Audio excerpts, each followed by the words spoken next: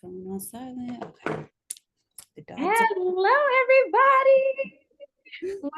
We're back with our last Q&A for the day. I'm your host, Chrissy. And if you've been here with me all day, I really am grateful. And we're with the illustrious photographer, Imani. Hi. Hi, So, Imani. How you doing? Thanks for being with us. of course, I'm good. I'm good. I'm glad to be here speaking with you. Yeah, it's gonna be a good conversation. Yes, beautiful. Well, before we jump in, I just want to shout out again to our sponsors, Adobe Photoshop Lightroom. And I want to encourage y'all to please use that hashtag for the giveaway. You get a chance to win one free year of the Adobe photography plan. And we all need the photography plan. That's Photoshop and Lightroom bundle for free. So just use that hashtag BWP Summit on Twitter or Instagram to get a chance to win. Mhm. Now, jumping right in, Imani, please tell us about yourself. Who are you? Where are you from? Let us get to know you. Okay, so I'm Imani. I own Imani Modus, which is a product photography company, and also prop styling as well. I'm based in Atlanta, born and raised here as well. Yeah, I have a small studio. I work out of my home, which is a good point for a lot of people who are like beginning, but we can get into that later. But yeah, so I mainly focus on I want to say like beauty products, like beauty based photography. But honestly, anything that's tangible, I feel like I could shoot. So yeah. Yes, she can do it all. Yes. Okay, so two parts to this question for folks that don't know, what is a prop stylist? And then which came first, a photographer or prop stylist? So a prop stylist essentially is the person who is just like making the set for the products. I like to call them like little worlds for each product. You go out, you source all the props that you're going to need, backgrounds, all that good stuff. You assemble it, and then you place your product. It's basically supposed to be an extension of the product as well. So whatever props you're using relate. They relate to the product themselves. And then what was the second part? Which came first, photography or prop styling? I'll say photography, but not like on like a serious level before then. Like I was never like shooting people or anything like that. I To be honest, I feel like they both kind of blossomed together. Mm. Yeah, because I feel like I know this is for Black women photography, but with me, I have a thing for like aesthetics and like making things really pretty. Yeah. So I feel like that's kind of what I like blossomed in the most. And then I do know how to, shoot pictures and work with a camera. So yeah, that kind of came a little bit after. But yeah. Yeah, I love this. And I mean, like, that's why we need to see you. I remember when I learned about what prop styling was for the first time, that was maybe like 2016. Yeah. Like, I didn't even know that that was a separate job from Mhm. a set decorator or something like that. Um, Yeah. so it's really beautiful to have you as representation in that way. Yeah. And just to break down for one of these photos or all three, if you like, Mhm. what would be the difference between the product and the prop that you would be styling? Okay, so well, I guess I'll kind of go into like because well, actually, all three of these are personal projects. So I'll kind of go into like how, or I guess like how the setup came about. Yeah. Um, I'll start with Daisy Love. I wanted that one to be how do I even like describe that? Basically, when it comes to like doing my personal projects, I tend to look at the company's branding already, and see like, especially if this is a company that I want to work with. So I'll look at what they do already, and I'll kind of add my own flair to it. With Daisy Love, there were notes of raspberries in the scent, so that's the reason why I incorporated those into the shot. I also just wanted this to feel kind of like airy and like kind of like a fairy type of vibe. And so that's why I kind of added in the mushroom, I added in the chamomile.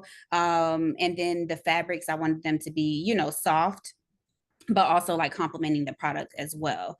So that's kind of how I did that one. The Brandon Blackwood one, which is the red one, that one I shot around the holiday season. So that's kind of where the red comes into play.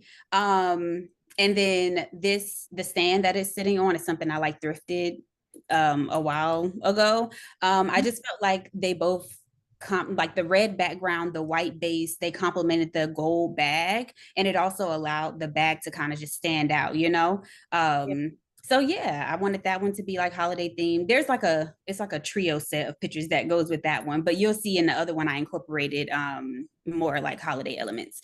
And then this one, um I I wanted to target homesick candles to work with them. And I think with this one, actually, what it was is that I saw the green fish ornaments first, and I Mhm. was like, I want to do something with these. Like, I would never put those on my own Christmas tree, Yeah. but I was like, I like these, like they're cute, and I was like, how could I build? What product could I find to fit into this, and how could I, make it all, cohesive. So in this case, I kind of did the set first, and then I was like, oh, this candle would be perfect for that, and I added the candle in. It's really giving creative direction also as well. it, Like, come yeah, on. I do a little bit of all of that. Even though they're all definitely like separate jobs, I do a little bit of each one. Yeah. And I think that goes into kind of just understanding how to navigate through a personal project. And I love that you took us through like explaining the different props and why you chose them as props. I think that's really important, especially for beginners who are trying to figure out even how do I ideate? Like, I know I want to be a product photographer, but like, how do I know how to use this Daisy Love and make it interesting? And I really appreciated your explanation in that. Yeah, So of taking it a little bit before that, how did you figure out you wanted to be a product photographer? So, Imani Modus originally started as a blog, a fashion, beauty, and lifestyle blog when I was in college. And of course, I'm talking about these different products in my posts. And so I wanted to have pictures to include within the blog posts. So I had like this little light box, and then I had my phone, and then I also had like a little like pink digital camera. Um, and so I would just like be in my room. I would kind of like just, play around with different setups and things. And that kind of was like my first introduction into product photography. Fast forward a few years, I got an internship at InStyle magazine, and just being around like all of these different beauty products, and even just like seeing like how it's advertised in magazines. I kind of I was like, oh, I like this, like I enjoy like making things pretty, appealing to, different clients and things. So once I got back home from New York, I had all of these products, and I was just like, okay, let me just kind of like play around, with this, with different setups, and, seeing what I can make. And so I kind of just started like taking the pictures. I would post different I would post my work on Instagram. And then eventually people started reaching out, and they're like, hey, I want you to shoot the pictures for my business. And yeah, it kind of just like grew from there. So I feel like it's something like I didn't, in my mind, it wasn't like, oh, I want to be a product photographer. It kind of just was me expressing my creativity with these products, and then it kind of grew into a business. Yeah. Which I feel like that's how it happens a lot too, where it's like your niche kind of finds you more than you Yeah, find you. yeah, definitely. Okay, so I want to go through a set. Like, it doesn't even have to be this photograph, but we understand that, like, sometimes, if at least it's a personal project, you might be doing the prop styling, the creative direction, the lighting. Can you walk us through how you manage all of those things from idea to execution? So you mean mainly for product photography, or like when working with clients? How about we do with clients? Okay. So with clients, typically they I'll have clients reach out. Oh, yeah. So I have them reach out. They'll fill out my form that I have, which kind of just gives me an overall, explanation of like what they're looking for, usages and all that stuff. So then they fill that out. I send over a proposal, and then from there, I and also my website has not been updated with like a lot of my recent work. Just noting that, so some of these images are like a year or two old, but Okay. yeah. So we'll have our like first introductory call, and then on that call, I'll kind of get an idea of the brand. I'll get an idea of what the client wants, like what's the story that they want their brand to tell. Um, and then I'll ask clients for a mood board or either a brand guide, and then from there I will begin like kind of just idea, like coming up with ideas for the products. I tend to I'll make a creative deck, and that's basically just me in it. Sorry. In each creative deck, I will outline like what I want the pictures to look like. So I'll just kind of like, layer, I'll just clip and paste pictures from like, the internet, just to give like an overall idea of what I want the image to look like, and then share it with the client.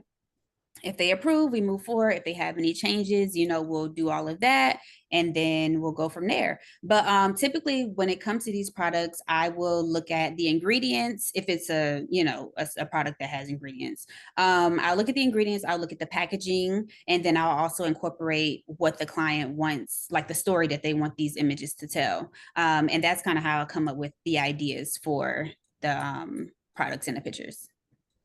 Perfect. Okay. So then in that way, how do you leverage your personal work to get this type of client work? Hmm. Essentially, I mean, I so this whole year I haven't done any personal projects, and that's like, on me. But typically like if I know that it's a certain client that I want to work with, I will, like, I'm like, okay, let me do, some history on what their images already look like what have they done before, and how could I add my flair to that. And then I also feel like I can express myself the most with personal projects, just because, like I'm not limited in terms of like, specific colors or, whatever it may be. Like, clients all have a view of what they want their products to look like. But when it's like a personal project and it's like, oh, let me show this company what I can do. Yeah. Yeah, so I just look at it that way. It's like, hey, this is a way for me to kind of like appeal to this client. And even if I don't work with them, I'm still adding to my portfolio, and just growing my ability to do this type of work. Yeah. Would you say that every time you get hired by a client, you're always doing both prop styling and photography? Yeah, I am. Hmm.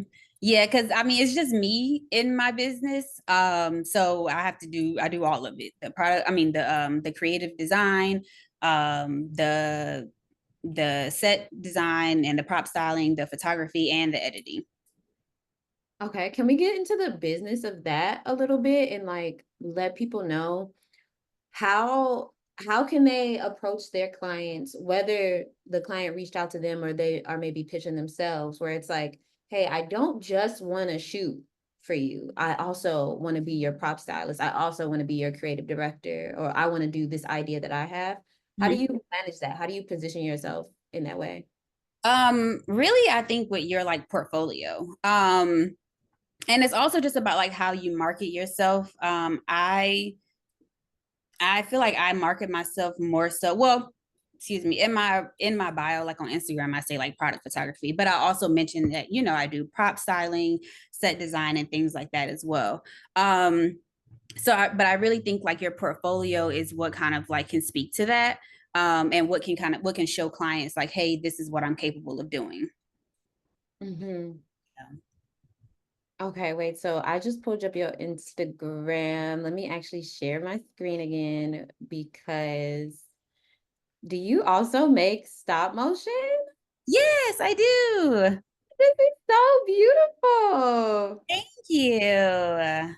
Okay, so tell us about just like all the things that you got in your tool belt. You do stop motion. Do you also do like short form content and video? Like, No video. No, yeah. And that's something that I definitely wanted to like get into. I don't know why I don't want to say that video intimidates me. I think it's more so just about like with video, like it's the lighting, and I just that's just a different world that I haven't gotten into, but I definitely want to at some point. But yeah, so it's like prop styling, set design, product photography, stop motion. Um, yeah, that's like all those. Oh my God, can we show you on set? This is how Imani is working. I feel Yeah. like that's such a good image to show people. Like this is what it looks like when you're building your own sets for things. And this one, oh yeah, I mix like my personal and my product photography on my page. But that one is I have a full, if you go up a little bit, like exit out of this and go up to the right there in the center. Yeah, that's the finish. That's like the reel for that one. Um, but yeah, this one was just like it was Halloween time. I was like, oh, I went into Target, I think, and I saw like all the products that they had for Halloween. And I was just like, I would love to have Target as a client. So I was like, let me, do a Halloween personal project. Just it's like two birds with one stone, getting some content for Halloween and possibly appealing to Target. Right. Mhm. Were you able to land the partnership? Not yet. Not Oh, yet. But look, yeah, we manifesting that. yes, exactly. Speaking into existence. And then if you go up to the next row on the far left, that's the final gift that I made for that. I love this. Thank you. Okay. Can you talk about your process with stop motion a little bit?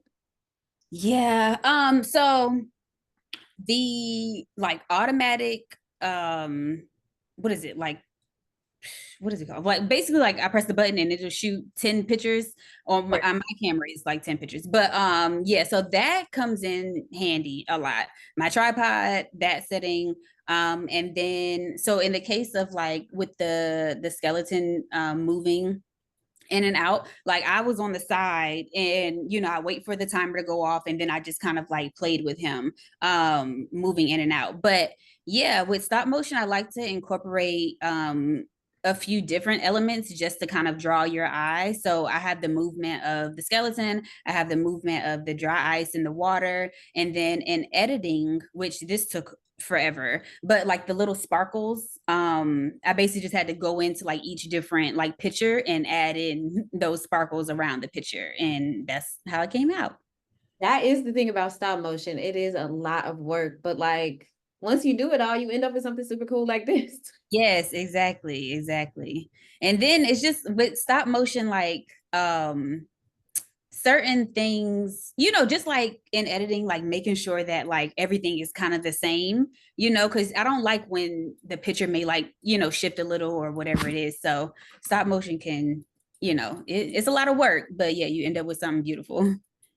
Okay, can you tell us like what's in your camera kit right now? Like what do you think is the best gear you have for product photography, including lighting?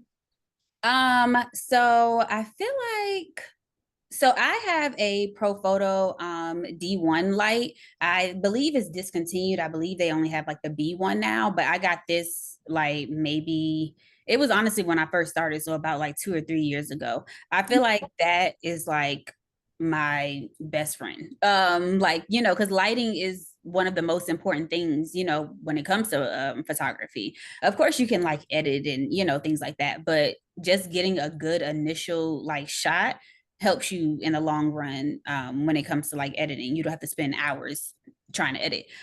So yeah, that light. With that light, a whiteboard, just like a styrofoam whiteboard, and my camera. My camera, I'm not really like super into like the latest like camera and like technology and things. Like I have a Canon Rebel SL2, and I've been shooting with that for like 4 years or so. And I'll go between the standard lens that it came with and then a macro lens. But yeah, those three items, like I feel like I can shoot whatever. Amazing. And so is it just one light or two? I use So starting out, I was using one light, and then I later on I got just a constant light that just stays on. What is it? It's a prime LED 200. So it's just like a standard light that I'll use to like fill in, but the Pro Photo light is the main one. Okay, cool, cool, cool. And then for your editing process, like, of course, every project is different, but what does your workflow look like? Um, so in terms of editing, I do all my editing on Photoshop. Um, I, of course, some images require more than others. Like this picture that's up on the screen now, it didn't require a ton of editing. It requires some like cleaning up. This picture here, if you go back to the second one, that one required a bit more. Just because of like, it's like it was actually hanging. It was hanging. I had the fruit on like some sticks and things. So of course I had to remove the sticks. I had to, remove the fishing line that's hanging, that's holding the frame and the candle. And then, just like the curtains in the back, like I probably had to add a bit more to that as well, or like remove some shadows and things. But yeah, I just I'm what am I trying to say? Like in terms of the workflow, like of course, like I have a project actually coming up that I have to edit, and I'm like, I know that that's gonna take a bit of time because it's the same thing as well, like just hanging the products are hanging, and I just have some things that I have to like brighten or change the background, all that good stuff. But yeah, definitely like gifts, they take the longest, just because you want to make sure that it's like as seamless as possible. You want to make sure that the lighting is great and that it just doesn't look awkward. But yeah. Yeah, Photo- now that I think about it, I wish we could have had a before and after picture so people can see like the process of how you have to build some of these sets. Like how you were saying, some things are hanging, some things are on a stick, yeah. and like all the editing that goes into creating the thing that's in your head. Mm-hmm. That would have been so cool, but I really appreciate you explaining that for folks in the chat. Wait, Yeah. no, go ahead. On my Instagram, like I have like reels and things that I post, like they're kind of mixed in there, but I'll have like reels showing like me setting up, and like what it looks like before, and then like the final images as well. But it's kind of like mixed in there. But for people, if they want to go back later to check it out, let me see if I can Yeah, look. because I can also pull it up if there's one you wanted to show. Let me go look. I know we just showed the okay, so like, well, I know we showed the what was it? Halloween. Yeah, the Halloween one. So you see the pink, the go down, wait, below that one. Yeah, that reel there, that shows this is also another personal project, but that shows kind of just like the setup of how I did that, like spray painting the pieces and like So I that is the thing about being a prop stylist. You have to be like, it's very material. So being willing to spray paint things, cut things, clamp things, and like moving furniture and stuff like that. How Mhm. did you how did you find yourself into this, and like what are the challenges that come with being a prop stylist um I feel like, wait, you said how did I find myself? into prop styling? Oh, okay. I mean, it just came with like the fact that, and then if you want to go to the green one on the end, that's another one that like I love. Um, It's gorgeous. Oh my God. Thank you. I love this one so much. It was so hot that day. Just being out in the sun. But yeah, so my love for just like making things pretty and like just setting things up. I feel like that's kind of how I like ultimately like landed in this. And just wanting to like see how I could incorporate, my style. And because I feel like I've never like essentially, like eventually I would love to get into doing like larger set designs, and like if I was to land a project with Alexander Wayne, like fly me out to New York and let's see what kind of set design we can build, and that's kind of like prop styling, just larger scale. But yeah, so just my love for like aesthetics and making things pretty and capturing people's attention, like I feel like that's what kind of landed me into the prop styling. And then what was your second question again?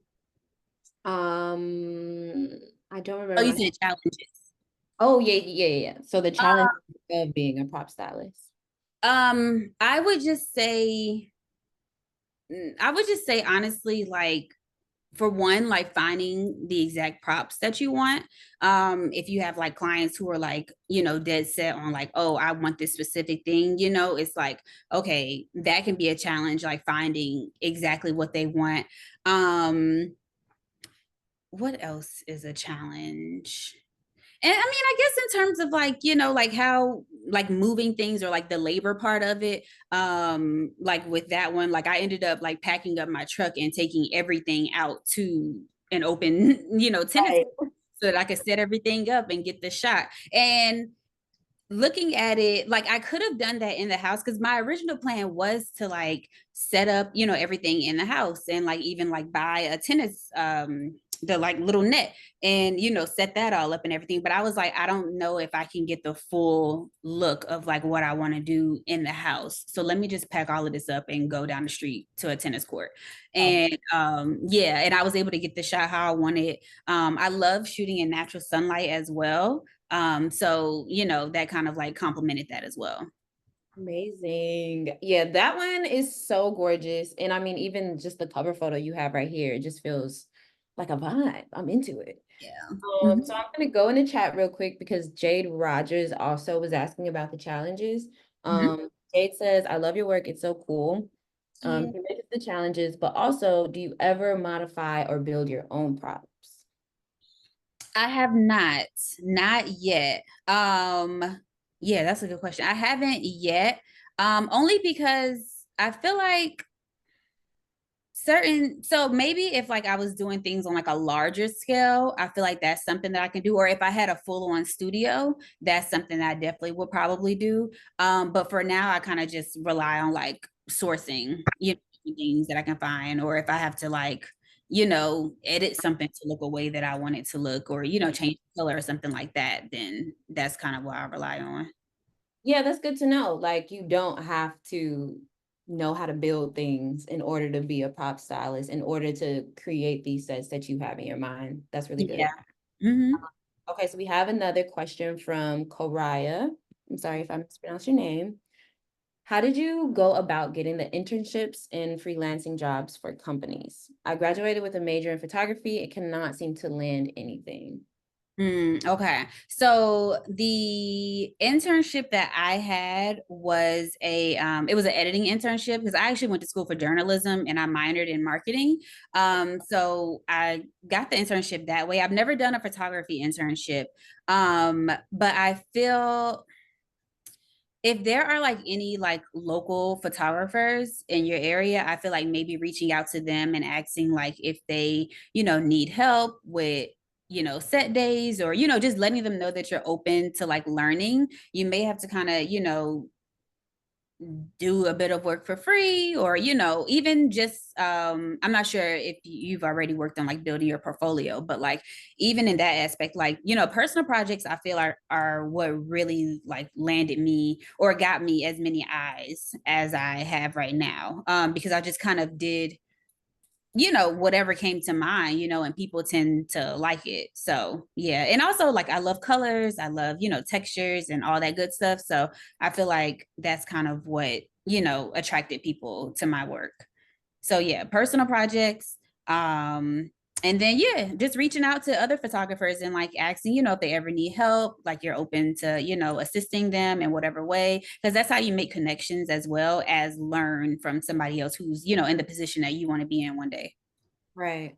Yeah, that's such a good point because personal projects means self-funded. It's like Hmm. your idea, your money, your direction. Yeah. Um, so where do you go and find props for cheap or like as affordable as possible? How do you store these things? How often do you get to reuse things? What does that look like for you? So, thrift stores, I feel like are a good place to start, for props. Like you may not find exactly what you're looking for, but you may find something that's like, oh, I didn't even think about like I could use this in this way for this project, or something like that. So thrift stores are like number one. Um, there's also like, like estate sales and things like that. Amazon, like the project that you showed with the Barbie homesick candle, those like staircases, I found those on Amazon. And I just bought them and I spray painted them. Yeah, so in terms of like storing, I am running out of space. Like I actually had to stop myself from like buying props and stuff from thrift stores because I like, pretty glassware and like pretty plates and things like that. And I'm just like, Imani, you don't need no more of those. Even when it comes to like I tend to use vases as risers in my pictures. Just because they add texture, they add colors, all that good stuff. But I'm like, I don't have no more room. So I can't, I have to like reuse some of these things. I do get to reuse quite a bit of my props. But mainly I feel like in my personal projects, like, I tend to reuse them or, I find some other purpose for them somehow.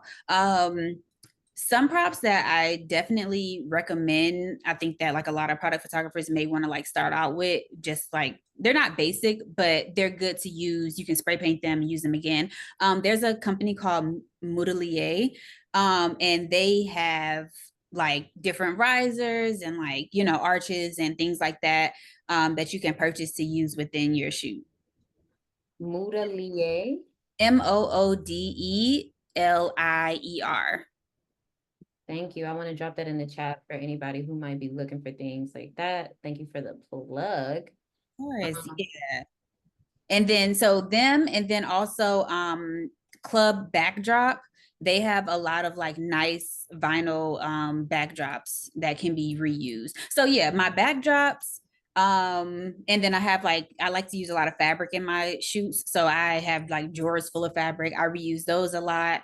Mainly like the background elements that kind of like set up the shot, I reuse those a lot. And then like the smaller things that are within the pictures, like maybe not as often.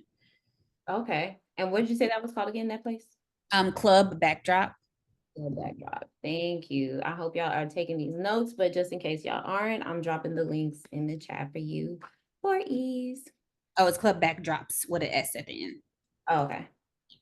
Perfect. But this is reminding me of Kimberly. Does you guys know Kimberly, right? The photographer and like art director where she builds sets at home too. And she photographs them and they're all like she envelops herself in like crazy worlds, but she builds them just Is in her. her is her last name Murray? I don't know her last name, but it's KIHMBERLIE or something like that. She was at one of our previous summits and she was an Adobe keynote speaker too. Um, Okay. but I'm just thinking about like how you work from home. I also work from home. I have a little home set up too. Um, how do you manage just like keeping a balance with that so it doesn't feel like you're always at home? Um, how That do you manage that? Yeah, that's one of the things that like I think about a lot and I thought about when I like first started out.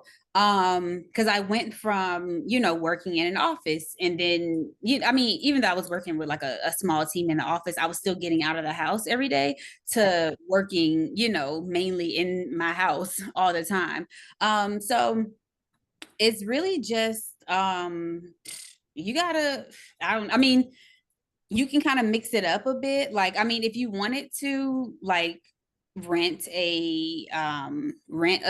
a studio and you could, maybe use that as your office, that's an option. But if you're trying to like save some money, and you're able to, have the setup at home, that's good too. It's just important to just like get out and make sure that you're not just like in the house 24/7. Like, of course, like project days, like, I'll be in here for like, sometimes like 8 hours straight, 8 to 10 hours straight, trying to make sure that I get everything like shot the way that I want to. Yeah. And then, to offset that, maybe like I'll go somewhere else outside of the house to edit the images or, just, a co-working space or something, to where you're not just in your house all the time. Yeah.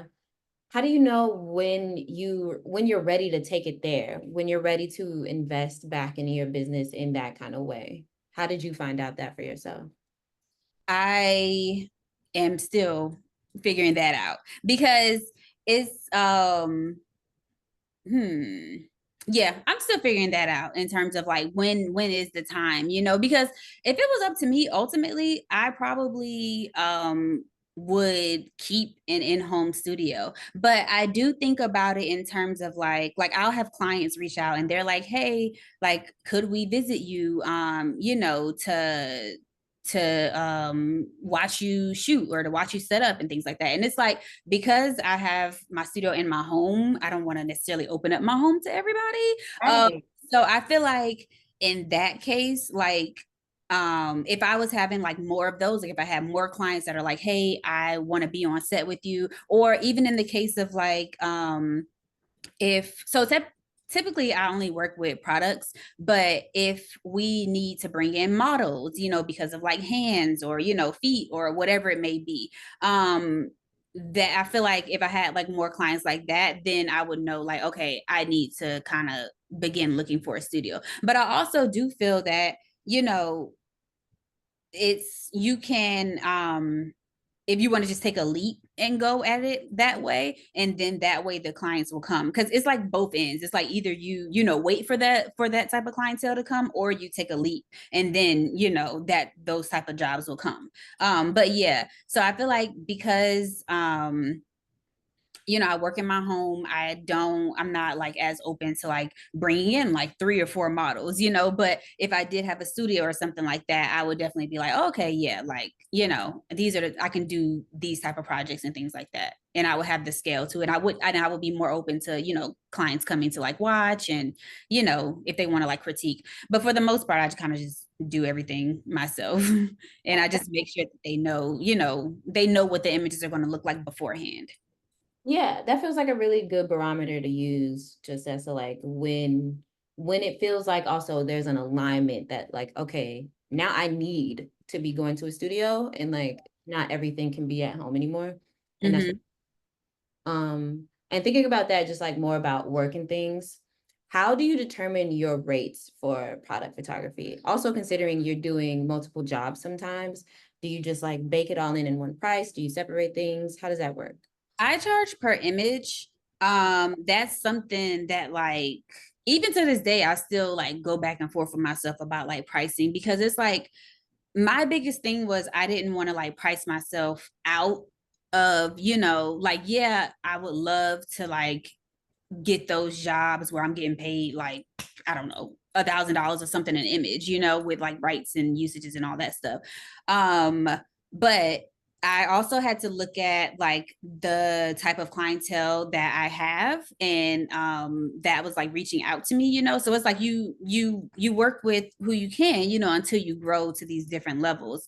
And so I feel like I set myself at a price that was like, of course, sometimes people may reach out still and I tell them a price and they may be like, oh, that's, too expensive or out of my budget. And it's like, I understand, but I also have clients at the same time that are like, okay, yeah, let's move forward, with this. So it's really just finding like a sweet point for yourself, knowing like what you're comfortable with making with your images.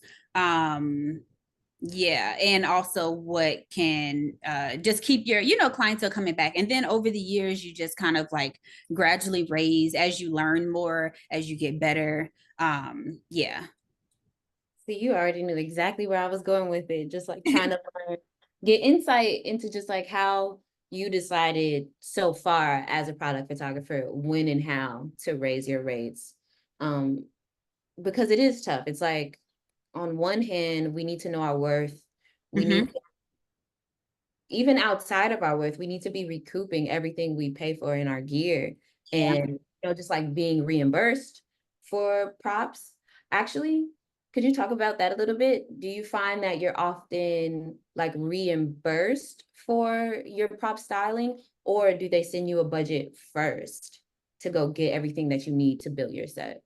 So I typically, just because I've been doing this, for a few years, I just include like a set rate with for the props and things like that. Also because I have like a huge collection. So I'm like, I know for the most part that I can use a good bit of what I have, and then I can go out and source, like other things. So I just have like a set rate. If I go over, then that just comes out of like my money. But yeah, I just give them a set rate. And then I also think about like how I said we have like the initial conversation to try to get an idea of what it is that they're looking for. With that conversation, I'll decide like, okay, do I think that this set rate is going to be enough, or do I think that I should increase it a little bit, based off of what they're asking for. Yeah. Yeah, this feels very aligned too with an anonymous question asker in the chat who says, how do you select the best photos from a product shoot and what is your culling process like? And I'm also very curious, since you charge per image. Um, yeah, so like how do you choose your images, but also are you giving yourself a cap up top? Are you saying like, oh yeah, I know we wanted 5, but like this one is also really good, so I'm gonna just give it to you for free, or like I'm gonna add a little tax? Like, how do you manage that? So typically so in the beginning process, I'll ask clients to provide a shot list. And the shot list just lists what products they want in the images. So with that, that's kind of like how that's how I know like, hey, okay, we're going into this project, we're shooting 10 pictures. At that point, I already have like what each picture will look like. The client knows, I go in and shoot it or whatever. In some cases, like um hmm, in some cases I'll play around with like different setups and things like that. Like I'll communicate with the client like, hey, I'm going to play around with these props or whatever, because I'm not exactly sure how this may look once I'm setting it up. Like it could look different from the rendering that I created. But yeah, so I once I shoot all the pictures, I make sure that I have like the 10 set images that the client knows that they're getting. And um I'll include like all the extras, and I'll just like send over a folder of proofs to the client, and I let them select their favorite. Because yeah, I may think that a certain image is better, but they want this because they know that this is what they want or what works best for them. So yeah, I don't select the images. I let them pick. Now in the case that a client asks like, hey, which image do you think is stronger, or whatever, I will give them my opinion in that case. But yeah, for the most part, I'm letting them select their pictures.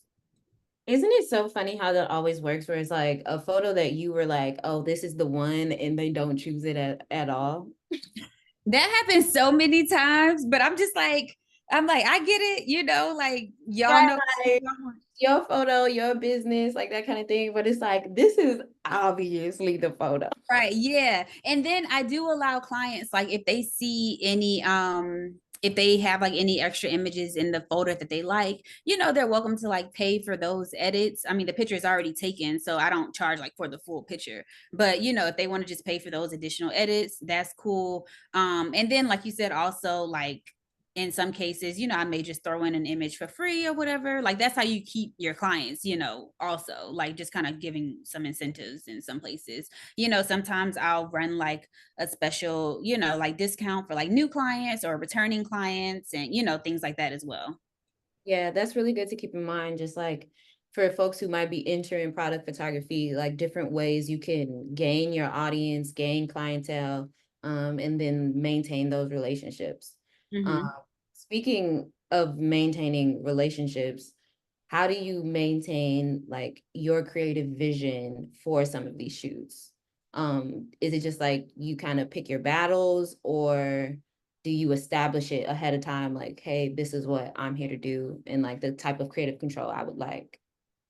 What's interesting is that I have never really had any clients like combat me when it comes to like the creative direction. Because it's they're like they're hiring me for this, and they kind of for the most part allow me to just have creative like freedom, you know. So I do it like I do it to where it's still aligned with their, you know, with their brand vision, you know. But of course, like if I, you know, if I set up an image a certain way and they're like, oh, this isn't really what we had in mind, you know, I'll kind of ask them, because in that case, they kind of, if they saw, you know, the rendering that I created and they know that this isn't what they want, in that case, you know, they do have like an idea of what they do want. So I'll Yeah. ask them like, okay, what are you, you know, what direction would you like for me to go with this? And in that case, I'm like, you know, it is what it is. Like, you know, that they're the client, Right. they're paying. So I'm gonna give them what they want, you know, but also it still has to look like me, you know, and it still has to like be, because it's a representation of me. So, you know, I ain't giving out no trash. So yeah. Right. Yeah, Yeah. that actually seems like kind of a tough line to balance because we're talking about companies and whole brands, like whole brand identities, and melting that into your brand identity. What are the challenges you face with that? Like, do you find that useful or? You mean like in terms of like just trying to like differentiate between like what I would want to do and what they want, or No, so I more so mean like to me, looking at your website, which I can pull up again, it's very clear that you have a style, you have an aesthetic. Um, and if I just was like scrolling and found your page out of nowhere, I would probably assume that the same person photographed all three of these things. Like this feels yeah. like style, Mhm. but all three of these brands probably don't have the same brand identity. Yeah. And so like how do you manage having a balance of where like you can clearly show yourself in your own work, but you're Mhm. maintaining their own integrity for their brand? Mm, I That, think that might be a lot. no, I'm trying to think because I'm like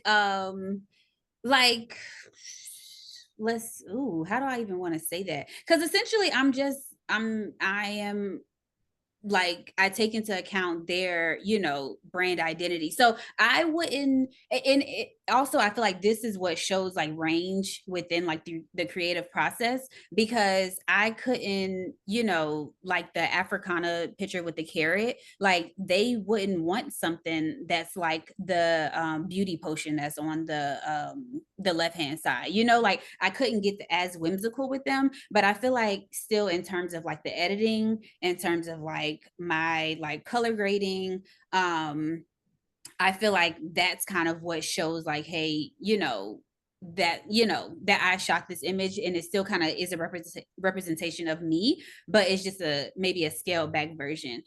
Even I feel like the image, if you go back to my Instagram, the three candles that you pulled up, that one was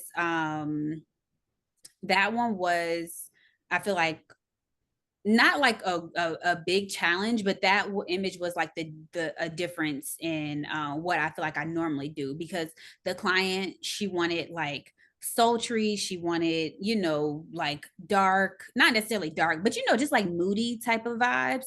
And I am very, you know, bright and colorful. Right. Yeah, so but even with that, like I feel like, and then she wanted like more like a lot of shadows, you know, and just kind of like a grainy feel, you know, just very like luxe.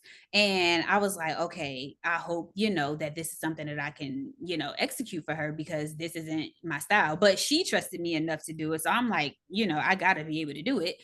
Yeah. But yeah, yeah. So it's just you just making sure that you're like incorporating the client's vision, the vibe that they want for the pictures, and then you know you just kind of challenge yourself to execute it. Yeah. Mhm. So it sounds like your stamp really comes from your editing process. How do you edit? Do you have presets that you create yourself? Do you start from scratch every brand? Like, what's your process? Yeah, I typically start from scratch. I start with like cleanups for real on the picture. So like any, like, you know, any marks or dust or whatever it may be, like I'll start with that. Um, you know, then there's like the brightening, the color correcting, all that like good stuff.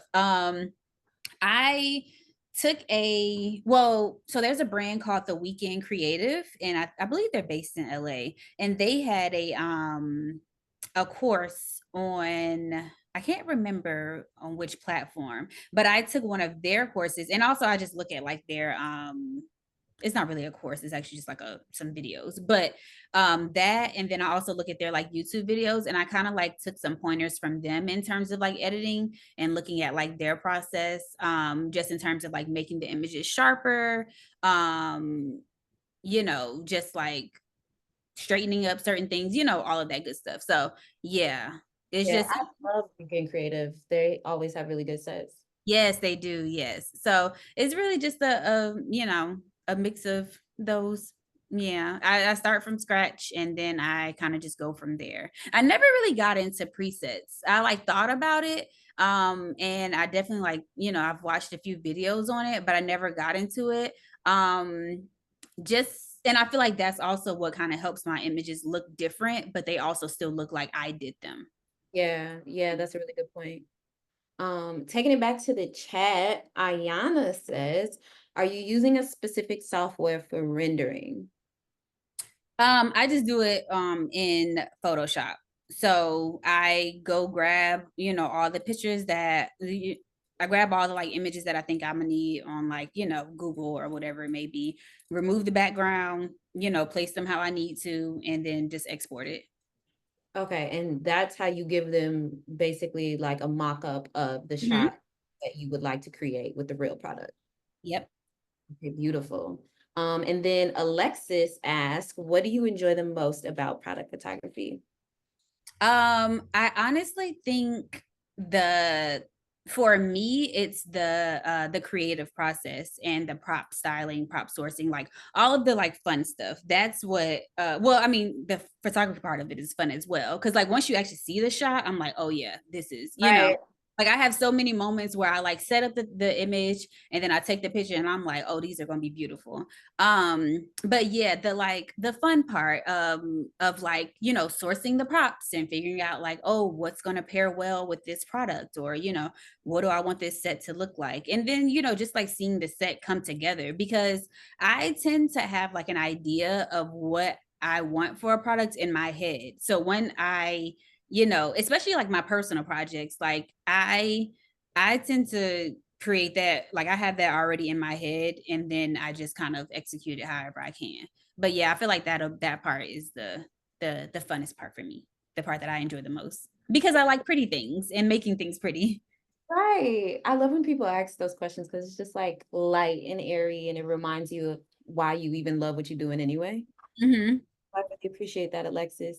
Um, but pivoting back to some challenges, I would like to know what you think is the hardest product to photograph for you. um Anything with a reflective label. Ah, yes. Yeah. That I feel like is the most challenging. I was actually, it's so funny. I was supposed to work with a client once.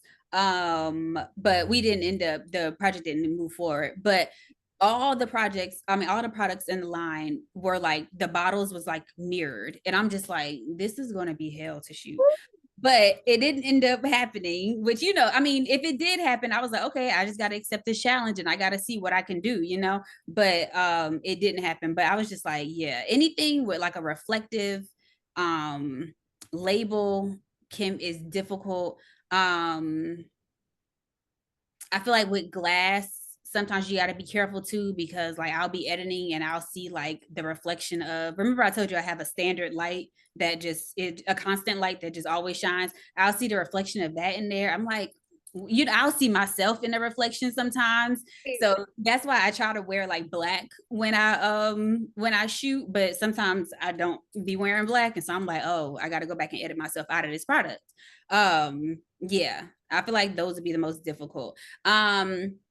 I recently started photographing some jewelry, and I thought that that would be more difficult than it was, but it's I mean, there's more for me to learn, of course, but it's not as difficult as I thought it would be. I actually enjoy it, because I can really like zero in on like, imperfections and things like that, and just kind of like enhance my editing abilities when it comes to like shooting jewelry. So yeah.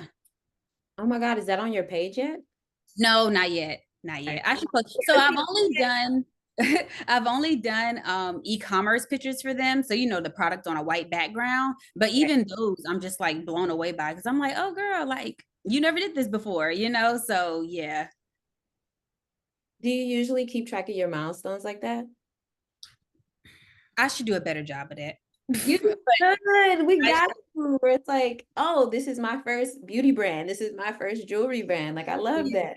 Yeah, and see, I used to be more like active on Instagram and like, just like posting like whatever, came to mind or, just like showing my creative process more. And I feel like I kind of got a little shy and I don't know what brought that about, but I need to get back into that.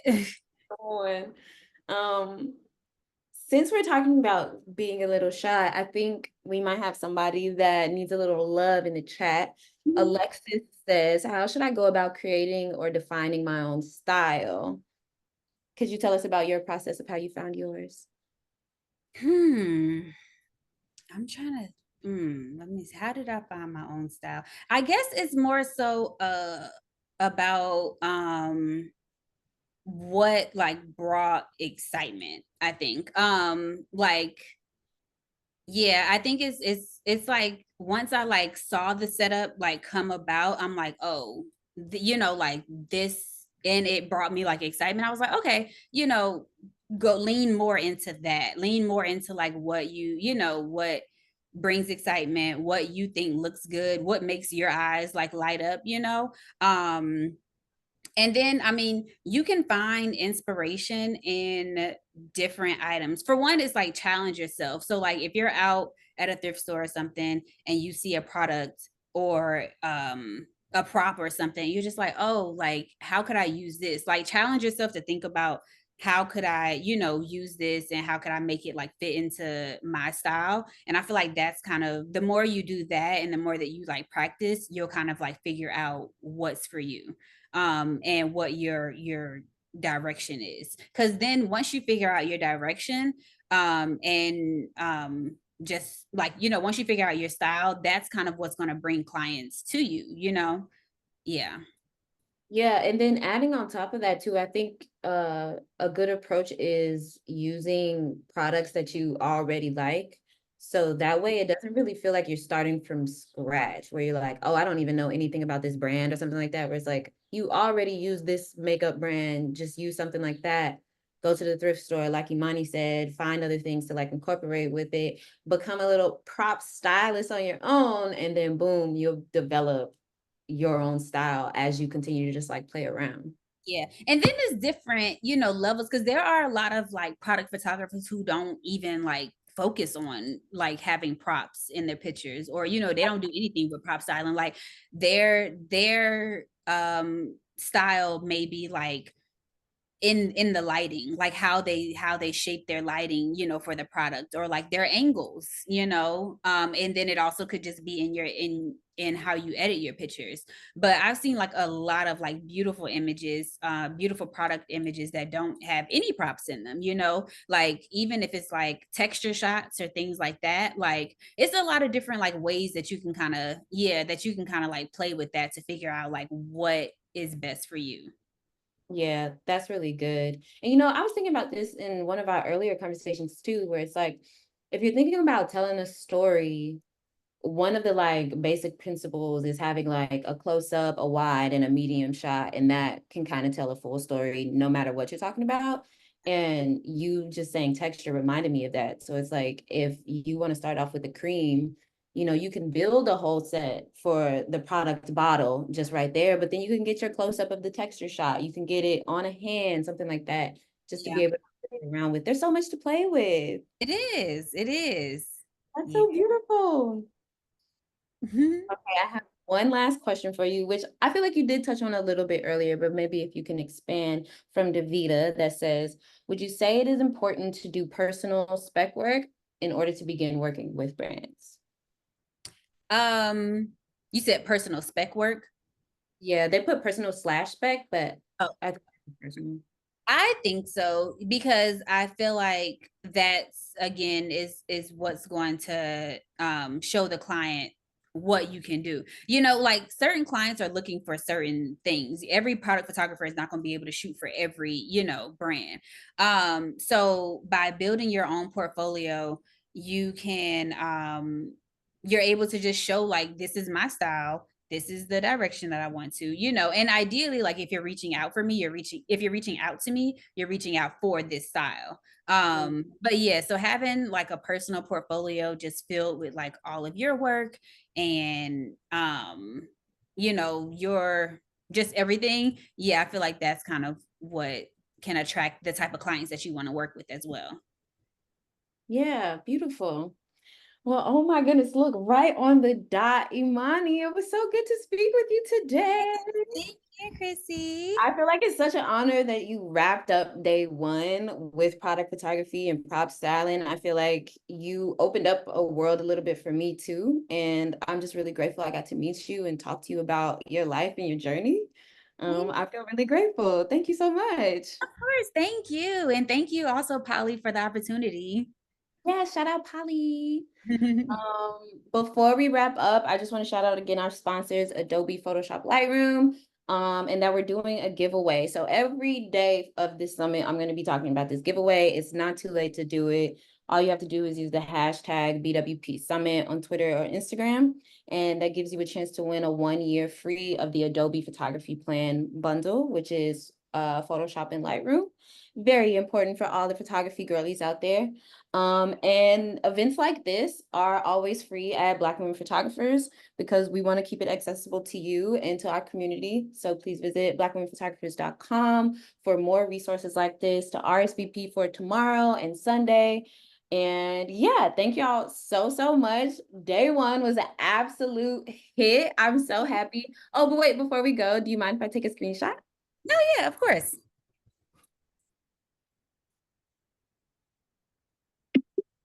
Perfect. All right. Thank y'all so much. We'll see you later. Thank Bye. you. Bye.